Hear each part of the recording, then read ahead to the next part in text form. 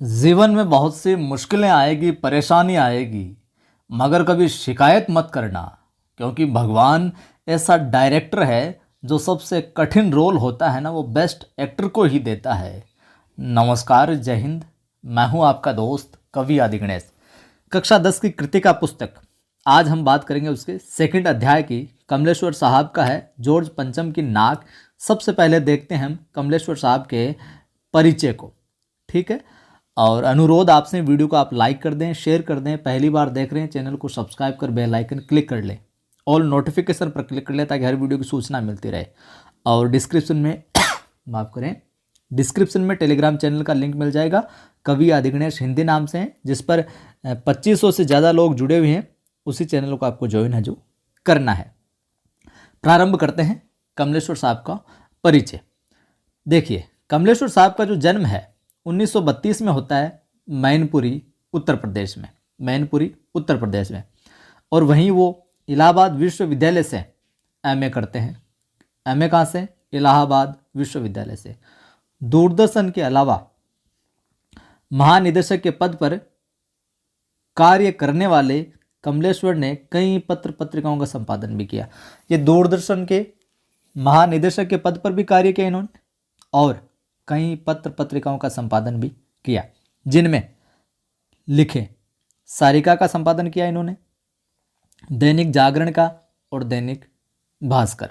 सारिका, दैनिक जागरण, दैनिक भास्कर, ध्यान में रखिएगा। कमलेश्वर साहित्य अकादमी पुरस्कार से पुरस्कृत कमलेश्वर को भारत सरकार ने कौन सा सम्मान दिया? पद्म भूषण भी देकर सम्मानित किया इनको। साहित्य अकादमी मिला हुआ है इनको और पद्म भूषण भी मिला हुआ है। 27 जनवरी 2007 दिल का दौरा पड़ता है और ये इनकी जो यहाँ की जो ये लीला है, इनकी देह लीला, वो समाप्त हो जाती है, देहांत हो जाता है। नई कहानी बात करें कमलेश्वर साहब की, तो नई कहानी आंदोलन के क्या अगुआ रहेंगे और इनकी प्रमुख रचनाएं देखिए। राजा निरंबशिया बहुत बार पूछी गई, महत्वपूर्ण है। राजा निरंबशिया कमलेश्वर की रचना है। खोई हुई दिशाएं, 16 छतों वाला घर और जिंदा मुर्दे, ये सभी की सभी क्या है? कहानी संग्रह। तो कहानी संग्रह करके लिख लीजिए, राजा निरंबशिया, खोई हुई दिशाएं, 16 छतों वाला घर और जिंदा मुर्दे साहब। उपन्यासों में देखिए, बात लिखिए उपन्यास, और उपन्यासों में लिखिए वही बात, आगामी अतीत, डाक बंगला, काली आंधी और कितने पाकिस्तान बहुत बार पूछा गया है। ये उपन्यास है इनके। कितने पाकिस्तान, काली आंधी, डाक बंगला, आगामी अतीत और वही बात, ध्यान में रखिएगा। इन्होंने आत्मकथाएं भी लिखी, यात्रा वृतांत भी लिखे और संस्मरण भी लिखे। कमलेश्वर साहब ने अनेक हिंदी फिल्मों के लिए टीवी धारावाहिकों की पटकथाएं भी लिखी। इनकी रचनाओं में हम बात करें तो तेजी से बदलते समाज का बहुत ही मार्मिक वर्णन है जो मिलता है। आज की महानगरीय सभ्यता में मनुष्य के अकेले हो जाने की व्यथा जो है, पीड़ा जो है, उसको बखूबी समझा और व्यक्त किया है। महानगरों के अंदर व्यक्ति जो अकेलापन महसूस करता है उसको बखूबी इन्होंने व्यक्त किया है। अब हम देखते हैं इनका अध्याय। चलिए तो साहब प्रारंभ करते हैं। जॉर्ज पंचम की नाक, कमलेश्वर साहब का बड़ा ही कमाल का अध्याय है, बड़ा ही मज़ा आने वाला है आपको इस पाठ के अंदर, ठीक है। शुरू कीजिए। यह बात उस समय की है जब इंग्लैंड की रानी एलिजाबेथ द्वितीय मई अपने पति के हिंदुस्तान पधारने वाली थी। एलिजाबेथ द्वितीय मई अपने पति के, मतलब अपने पति के साथ में हिंदुस्तान पधारने वाली थी। उस समय की बात है।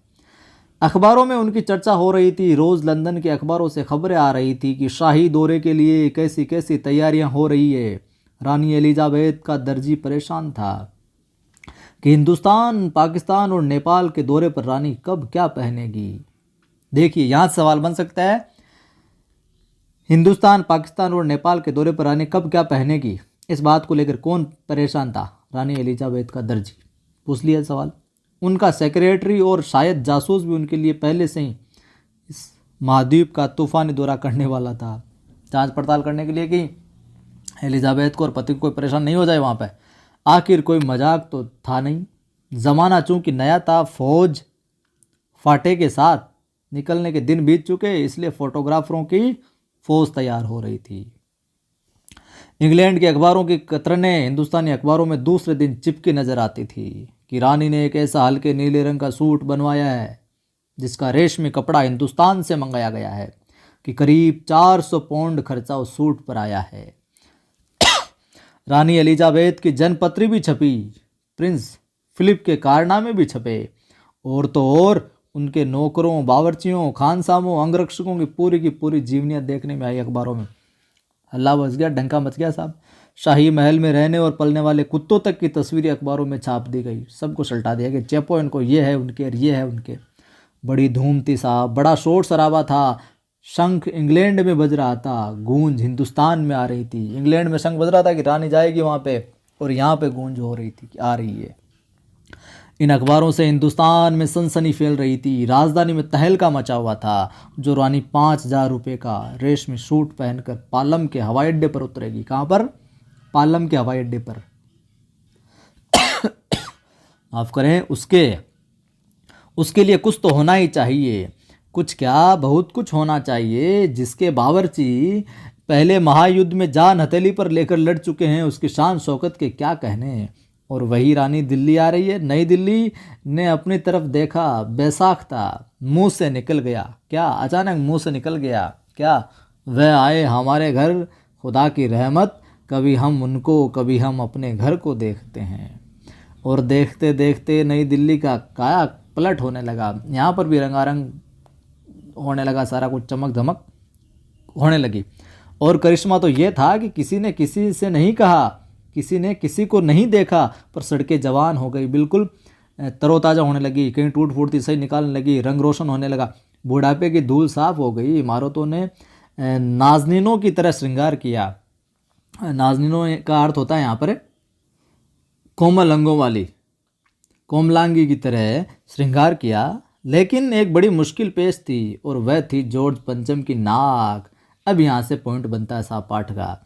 नई दिल्ली में सब कुछ था, सब कुछ होता जा रहा था, सब कुछ हो जाने की उम्मीद थी, पर जॉर्ज पंचम की नाक बड़ी मुसीबत थी। नई दिल्ली में सब था, सिर्फ नाक नहीं थी। नई दिल्ली में सब था, सिर्फ नाक नहीं थी। किस अध्याय से ली गई ये पंक्ति? जॉर्ज पंचम की नाक, कमलेश्वर वाले से। इस नाक की भी एक लंबी दास्तान है, और इस नाक के लिए बड़े तहलके मचे थे। किसी वक्त आंदोलन हुए थे, राजनीतिक पार्टियों ने प्रस्ताव पास किए थे, चंदा जमा किया था, कुछ नेताओं ने भाषण भी दिए थे, गर्मा गर्म बहसें भी हुई थी, अखबारों के पन्ने रंग गए थे। बहस इस बात पर थी कि जॉर्ज पंचम की नाक रहने दी जाए या फिर हटा दी जाए। और जैसा कि हर राजनीतिक आंदोलन में होता है, कुछ पक्ष में कुछ विपक्ष में, और ज़्यादातर लोग खामोश थे। खामोश रहने वालों की ताकत दोनों तरफ थी। आंदोलन चल रहा था। जॉर्ज पंचम की नाक के लिए हथियार बंद पहरेदार तैनात कर दिए गए थे। क्या मजाल कि कोई उनकी नाक तक पहुंच जाए। हिंदुस्तान में जगह जगह ऐसी नाकें खड़ी थी, और जिन तक लोगों के हाथ पहुंच गए उन्हें शानो शौकत के साथ उतार कर अजायब घरों में रखा गया। कहीं कहीं तो शाही लाटों की नाकों के लिए गुरिल्ला युद्ध होता रहा। लाटो यानी खंभों के लिए, जो यूं कहें कि ब्रिटिश सरकार की जो प्रतिष्ठित मूर्तियां वगैरह थी, उनके स्थापित जो भी खंभे थे, स्तंभ वगैरह थे, उनके लिए नाक की लड़ाई वाली बात थी ये। उसी ज़माने में यह हादसा हुआ। इंडिया गेट के सामने वाली जॉर्ज पंचम की लाट की नाक एकाएक गायब हो गई। अब इंडिया गेट के सामने जॉर्ज पंचम की लाट बनी हुई थी, स्तंभ बना हुआ था, उसकी नाक जो एकाएक गायब हो गई। हथियारबंद पहरेदार अपनी जगह तैनात रहे, गश्त लगती रही, और लाट की नाक है जो चली गई, स्तंभ की जो नाक है वो चली गई। रानी आए और नाक न हो। नाक तो समझते हो आप, इज्जत का एक वो होता है, मानक होता है। एकाएक परेशानी बढ़ी, बड़ी सरगर्मी शुरू हुई। देश के खैर ख्वाहों यानी भलाई चाहने वालों की एक मीटिंग बुलाई गई। मसला पेश किया गया कि क्या किया जाए। अब वहाँ सभी सहमत थे, अगर ये नाक नहीं है तो हमारी भी नाक नहीं रह जाएगी। कि यहाँ पर नाक नहीं रही, और एलिजाबेथ आई, पति आया उसका, और देखेगा यहाँ पर कोई सुरक्षा नहीं है हमारी स्तंभों की, तो हमारी क्या कदर रह जाएगी, हमारी क्या इज्जत रह जाएगी। भारत वाले ये सोचते हैं, अपने देश का हित चाहने वाले। उच्च स्तर पर मशवरे हुए, सलाहें हुई, दिमाग खरोंचे गए, खोपड़ियाँ लगाई गई, दिमाग लगाया गया और तय किया गया कि हर हालत में इस नाग का होना क्या है, बहुत जरूरी है। और यह तय होते ही एक मूर्तिकार को हुक्म दिया गया, वह फौरन दिल्ली में हाजिर हो। मूर्तिकार को बोला दिल्ली में हाजिर हो। मूर्तिकार यूं तो कलाकार था, पर जरा पैसे से लाचार था। आते ही पैसे से लाचार आते ही उसने हुक्कामों के चेहरे देखे, अजीब परेशानी देखी, और उन चेहरों पर कुछ लटके, कुछ उदास और कुछ बदहवास थे।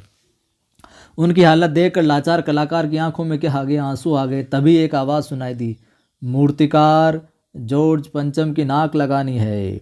मूर्तिकार ने सुना और जवाब दिया, नाक लग जाएगी। ये कथन दे दिया, नाक लग जाएगी। किसका कथन है? मूर्तिकार का। पर मुझे ये मालूम होना चाहिए कि ये लाट कब और कहाँ बनी थी। कि मैं नाक तो लगा दूंगा, पर मुझे ये भी तो बताओ ये लाट कब बनी थी और कहाँ बनी थी। इस लाट के लिए जो पत्थर है ना, वहीं से लाना पड़ेगा। कहाँ से लाया गया था ये भी बताओ, क्योंकि वहीं से मिलता जुलता पत्थर है जो फिर इसके लगाना पड़ेगा। सब हुक्कामों ने एक दूसरे की तरफ ताका। एक की नज़र ने दूसरे से कहा कि यह बताने की जिम्मेदारी तुम्हारी है, तुम बताओ। खैर मसला हल हुआ। एक क्लर्क को फ़ोन किया गया और इस बात की पूरी छानबीन करने का काम सौंप दिया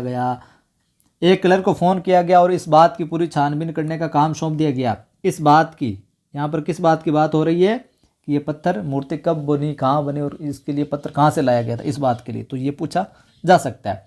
पुरातत्व विभाग की फाइलों के पेट चीरे गए, मतलब पुरातत्व की फाइलों की फाइल खंगाली गई, पेज खोले गए, कुछ भी पता नहीं चला। क्लर्क ने लॉर्ड कमेटी के सामने कांपते हुए बयान दिया, सर मेरी खता माफ़ हो, फाइलें सब कुछ हजम कर चुकी है। ये कथन किसका है? क्लर्क का। ध्यान में रखिए किसका कथन है? क्लर्क का कथन है, पूछा जा सकता है। मतलब फाइलों में कुछ नहीं मिला, ये सारी मीटिंग चल रही है साहब अब नाक के लिए, एक और नाक होती है इज्जत का सवाल। हुक्कामों के चेहरों पर उदासी के बादल छा गए। एक खास कमेटी बनाई गई और उसके जिम्मे ये काम दे दिया गया कि जैसे भी हो ये काम होना है और इस नाक का दारोमदार आप पर है। इस सारी जिम्मेदारी आप माफ़ करें आपकी है। कई साथी बोलते हैं सर क्या बार बार खांसते रहते हो। मुझे पता है आपको परेशानी होती है, लेकिन आपसे ज़्यादा तो मुझे परेशानी होती है। दवाई चल रही है, अब गले में इन्फेक्ट ये एलर्जी है कुछ, धीरे धीरे होती ठीक होगी। बाकी इतनी परेशानी के बावजूद मैं प्रयास करता हूँ आपको श्रेष्ठ तरीके से पढ़ाने का, वो भी तो देखिए आप। आखिर मूर्तिकार को फिर बुलाया गया, उसने मसला हल कर दिया। वह बोला, पत्थर की किस्म का ठीक पता नहीं चला तो परेशान मत होइए, मैं हिंदुस्तान के हर पहाड़ पर जाऊंगा और ऐसा ही पत्थर खोज कर लाऊंगा। मैं हिंदुस्तान के हर पहाड़ पर जाऊंगा और ऐसा ही पत्थर खोज के लाऊंगा। यहाँ पर मैं कौन है? मूर्तिकार। कौन? मूर्तिकार। कमेटी के सदस्यों की जान में जान आई। सभापति ने चलते चलते गर्व से कहा, ऐसी क्या चीज़ है जो हिंदुस्तान में मिलती नहीं? हर चीज़ इस देश के घर में छिपी है। किसने कहा? सभापति का कथन है, ध्यान में रखना। किसका? सभापति का। पूछा जा सकता है। ज़रूरत खोज करने की है, खोज करने के लिए मेहनत करनी होगी और इस मेहनत का फल हमें मिलेगा, आने वाला ज़माना खुशहाल होगा। ये छोटा सा भाषण फ़ौरन अखबारों में छप गया सभापति का। मूर्तिकार हिंदुस्तान के पहाड़ी प्रदेशों और पत्थरों की खानों के दौरे पर निकल पड़ा साहब। कुछ दिन बाद वह हताश लौटा, उसके चेहरे पर लानत बरस रही थी। उसने सिर लटकाकर खबर दी, क्या? हिंदुस्तान का चप्पा चप्पा खोज डाला, पर इस किस्म का पत्थर कहीं नहीं मिला। यह पत्थर विदेशी है। फिर मटिया मेट कर दिया सबका दिमाग। किसका है यह कथन? मूर्तिकार का है। सभापति ने तेज में आकर, गुस्से में आकर, आक्रोश में कहा, लानत है आपकी अक्ल पर।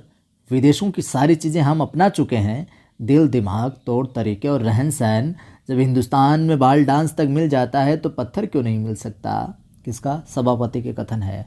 मूर्तिकार चुप खड़ा था। सहसा उसकी आंखों में चमक आ गई। उसने कहा, एक बात मैं कहना चाहूँगा, लेकिन इस शर्त पर कि यह बात अखबार वालों तक नहीं पहुँचे। किसका कथन? मूर्तिकार का। ध्यान में रखना। सभापति की आंखों में फिर चमक आ गई। चपरासी को हुक्म हुआ और कमरे के सब दरवाजे बंद कर दिए गए। तब मूर्तिकार ने कहा, क्या देश में अपने नेताओं की मूर्तियां भी है? अगर इजाज़त हो तो आप लोग ठीक समझें तो मेरा मतलब है, तो जिसकी नाक है इस लाट पर, जिसकी नाक इस लाट पर ठीक बैठे, उसे उतार लाया जाए। आप कहो तो नेताओं की बहुत सारी मूर्तियां हैं, उनकी नाक उठा के ले आऊँ, वो नाक उतार के ले आऊँ जिनकी इस पर फिट बैठती हो।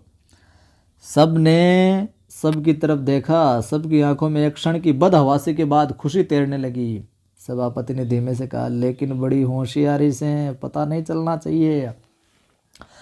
और मूर्तिकार फिर देश दौरे पर निकल पड़ा। जॉर्ज पंचम की खोई हुई नाक का नाप उसके पास था। दिल्ली से वह बंबई पहुंचा। दादाभाई नौरोजी, गोखले, तिलक, शिवाजी, कावश जी, जहांगीर, सबकी नाकें उसने टटोली, नापी और गुजरात की ओर भागा। गांधी जी, सरदार पटेल, विठल भाई पटेल, महादेव देसाई की मूर्तियों को परखा और बंगाल की ओर चला। गुरुदेव रविंद्रनाथ, सुभाष चंद्र बोस, राजा राममोहन राय आदि को भी देखा। नाप जोक की ओर बिहार की तरफ चला। बिहार होता हुआ उत्तर प्रदेश की ओर आया। चंद्रशेखर आजाद, बिस्मिल, मोतीलाल नेहरू, मदन मोहन मालवीय की लाटों के पास गया, स्तंभों के पास गया, मूर्तियों के पास गया। घबराहट में मद्रास भी पहुंचा। सत्य मूर्ति को भी देखा और मैसूर, केरल आदि सभी प्रदेशों का दौरा हुआ। पंजाब पहुंचा। लाला लाजपत राय और भगत सिंह की लाटों से भी सामना हुआ, उनको भी देखा। आखिर दिल्ली पहुंचा। उसने अपनी मुश्किल बयान की। पूरे हिंदुस्तान की परिक्रमा कराया, सब मूर्तियां देखाया, सबकी नाकों का नाप लिया, पर जॉर्ज पंचम की इस नाक से सब बड़ी निकली। यानी कि अपनी इज्जत जो है साहब, अपने देशभक्तों की जो इज्जत है, अपने बलिदानियों की जो इज्जत है, वो कहीं गुना ज़्यादा है इन विदेशियों से। बात यही है यहाँ पर कहना चाहना। सुनकर सब हताश हो गए और झुंझलाने लगे। मूर्तिकार ने ढंढस बधाते हुए कहा आगे और उपाय बता रहे। सुना है कि बिहार सेक्रेटरिएट के सामने सन 42 में शहीद होने वाले बच्चों की मूर्तियां स्थापित है। शायद बच्चों की नाक ही फिट बैठ जाए। ये सोचकर वहां भी पहुंचा, पर उन बच्चों की नाकें भी इससे कहीं बड़ी बैठती है। यहाँ के बच्चों के शहीद होने वाले बच्चों की इज्जत भी, नाक भी बहुत बड़ी है। अब बताइए मैं क्या करूँ। राजधानी में सब तैयारियां थी। जॉर्ज पंचम की लाट को मल कर नहलाया गया, बिल्कुल चकाचक किया गया, रोगन लगाया गया, सब कुछ हो चुका था, सिर्फ नाक ही नहीं थी। बात फिर बड़े हुक्कामों तक पहुंची, बड़े अफसरों तक पहुंची। खलबली मची। अगर जॉर्ज पंचम के नाक न लग पाई तो फिर रानी का स्वागत करने का मतलब ही क्या है। ये तो अपनी नाक कटाने वाली बात हुई।